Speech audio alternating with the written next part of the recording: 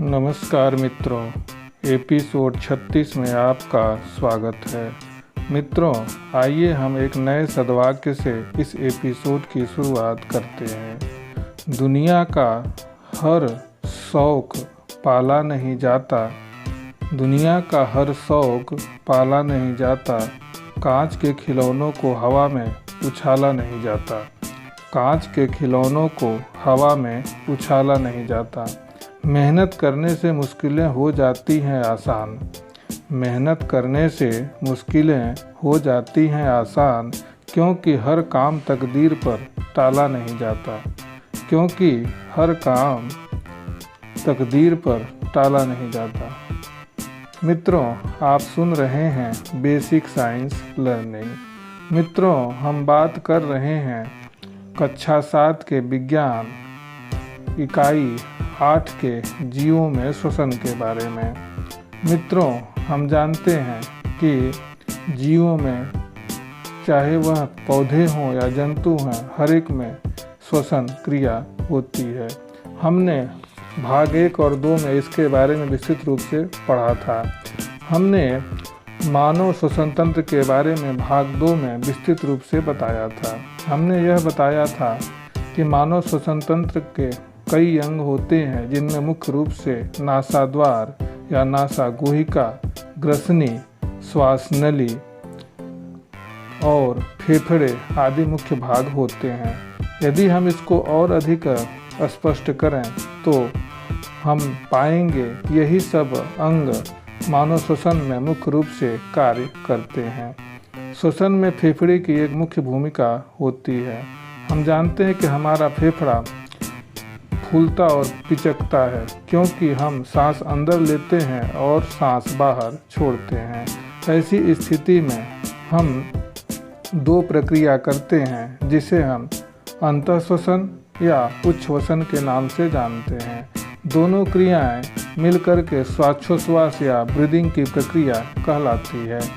तो हमने ये सभी मानव श्वसन तंत्र में इस सभी अंगों के बारे में पढ़ा। मित्रों, श्लेष्म ग्रंथियों द्वारा स्रावित चिपचिपा लसदार पदार्थ होता है, जो नासाद्वार को नम एवं लसदार बनाए रखता है।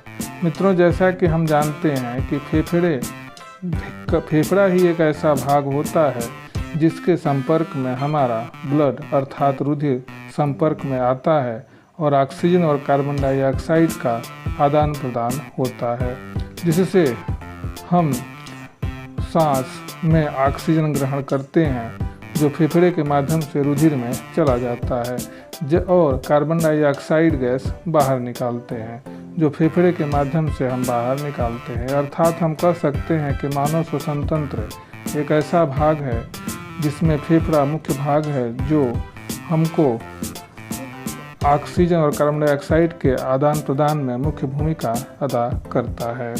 मित्रों, हम जानते हैं कि श्लेष्म ग्रंथियों द्वारा स्रावित चिपचिपा लसलसा पदार्थ होता है, जो नासाद्वार को नम एवं लसदार रखता है। अंतःश्वसन में ली गई वायु के साथ साथ कई हानिकारक जीवाणु होते हैं, जो धूल कण आदि श्लेष्म में चिपक कर नासिका रोम में फंसे रहते हैं और आगे नहीं जा पाते हैं। ग्रसनी एवं ग्रासनली के प्रवेश द्वार पर एक पत्ती नुमा ढक्कन जैसी संरचना होती है, जिसे एपिग्लॉटिस कहते हैं, जो खाना खाते समय भोजन के कणों को श्वासनली में जाने से रोकता है। मित्रों, हम जानते हैं कि फेफड़े के भी कई भाग होते हैं। अगर हम ध्यान से फेफड़े को देखें तो पाएंगे कि फेफड़े के भी कई अंग होते हैं, जिसमें मुख्य रूप से श्वासनली, फेफड़े और कुपिकाएं होती हैं, जो ऑक्सीजन या वायु के अंदर आने और बाहर जाने से फूलती और पिचकती हैं। इस प्रकार फेफड़े में वायु कुपिकाओं का एक महत्वपूर्ण रोल होता है। हम जानते हैं कि श्वसन प्रक्रिया अंतःश्वसन में ली गई ऑक्सीजन युक्त वायु नासाद्वार से होकर नासा गुहा में प्रवेश करती है। नासा गुहा से होते हुए वह ग्रसनी में पहुंचती है। ग्रसनी से होते हुए वायु श्वासनली की दोनों शाखाओं में चली जाती है, जिसे हम दाईं श्वसनी और बाईं श्वसनी कहते हैं। इसके द्वारा वह बाएं और दाएं फेफड़ों में पहुंचती है। यदि हम श्वसन प्रक्रिया के बारे में देखें तो पाएंगे सबसे पहले वायु नासाद्वार में जाती है, नासाद्वार के बाद वह नासा गुहा में जाती है, उसके बाद ग्रसनी, फिर श्वास नली, फिर श्वसनिया और अंत में श्वसन प्रक्रिया में वायु फेफड़े में चली जाती है, जिससे हम इसे बाह्य श्वसन के रूप में जानते हैं। फेफड़े वक्ष गुहा में स्थित होते हैं, जिसे आधार प्रदान करने के लिए एक पेशी परत डायाफ्राम होती है। डायाफ्राम अंतः श्वसन के समय नीचे की ओर गति करती है। परिणाम स्वरूप वक्ष गुहा का आयतन बढ़ जाता है और वायु फेफड़े में प्रवेश कर जाती है। अर्थात हम यह कह सकते हैं कि जब हम सांस लेते हैं तब उस समय डायाफ्राम फैल जाती है और हमारा सीना उठ जाता है, जिसे हम डायाफ्राम का फैलाव भी कहते हैं। उच्च वसन में पसलियाँ नीचे अंदर की ओर गति करती हैं और डायाफ्राम ऊपर की ओर अपनी पूर्व स्थिति में आ जाता है। इस तरह से हम देखते हैं कि कैसे हमारा वक्ष अर्थात सीना फैलता और सिकुड़ता है। अंतः श्वसन में ली गई ऑक्सीजन कोशिकाओं में उपस्थित ग्लूकोज को कार्बन डाइऑक्साइड एवं जल में विखंडित कर देती है। इस क्रिया में ऊर्जा विमुक्त होती है अर्थात ऊर्जा उत्पन्न होती है, जिसका उपयोग जैविक क्रियाओं, पाचन क्रिया, श्वसन क्रिया, उत्सर्जन क्रिया आदि में होता है। इसी ऊर्जा के कारण हम अपने सभी दैनिक कार्य कर पाते हैं। यह पूरी प्रक्रिया कोशिका में होती है, अतः इसे हम कोशिकीय श्वसन भी कहते हैं। जैसा कि हम जानते हैं कि जब हम सांस लेते हैं तो हमारी सांस जो वायु होती है वह सीधे नासा गुहा से होते हुए, ग्रसनी से होते हुए श्वास नली में जाती है और श्वास नली से बायां और दायां श्वसनियों से होते हुए फेफड़े में पहुंच जाती है। उसके बाद वह शिराओं के संपर्क या धमनियों के संपर्क में, या हम ये कहें कि पल्मोनरी शिरा जो होता है उसके संपर्क में आता है और वह ऑक्सीजन और कार्बन डाइऑक्साइड का आदान प्रदान करता है।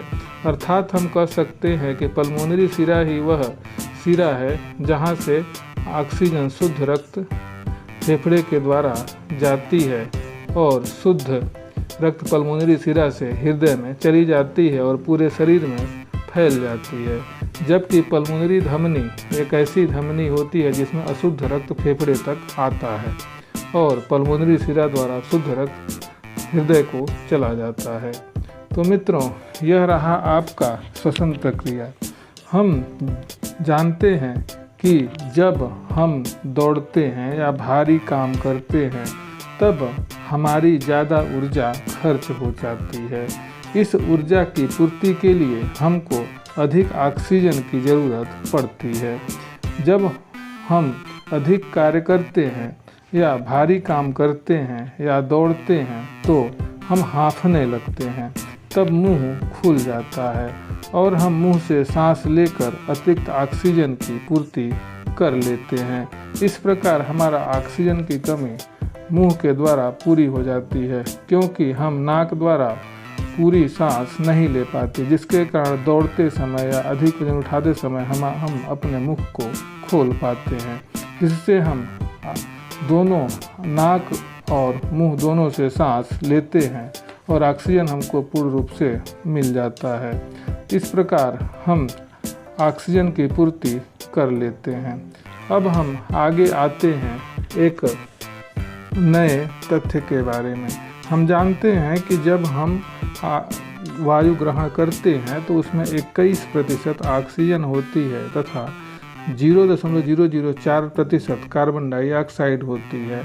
अर्थात लेने वाले अथवा हमारे शरीर के अंदर जाने वाले वायु में 21% ऑक्सीजन और 0.0004% कार्बन डाइऑक्साइड होता है, जबकि जो हवा बाहर निकलती है या जो वायु बाहर निकलती है उसमें 16.4% ऑक्सीजन और 4.4% कार्बन डाइऑक्साइड होती है। तो तो मित्रों, आज के इस भाग 3 में बस इतना ही। उम्मीद है कि यह वीडियो आपको पसंद आया होगा। धन्यवाद।